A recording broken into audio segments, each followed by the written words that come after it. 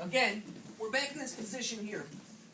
You got to remember, he's trying to move up. He's trying to move up on his knees, and we really don't want that to happen. So as he comes up, I'm going to start jabbing my elbows into his legs, into his quadriceps. That's very uncomfortable for him. But in the event that I'm doing this and he manages to get him up past my armpits here, I really have a hard time hitting him effectively. Everybody understand? Yes, sir. I really have a hard time hitting him effectively.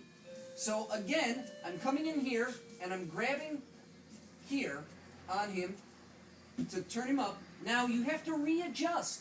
Get your hands here where his legs are. And the point here is to get his legs together and squeeze them, is to hold tight. Because what you want to do is you want to squeeze his legs. What you don't want him to be able to do is move his legs. If I'm holding him real loose, spread your legs apart.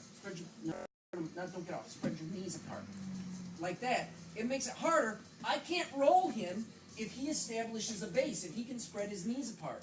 But if I have him here, and I come real tight, and I have him tight here, now this is where the roll can happen.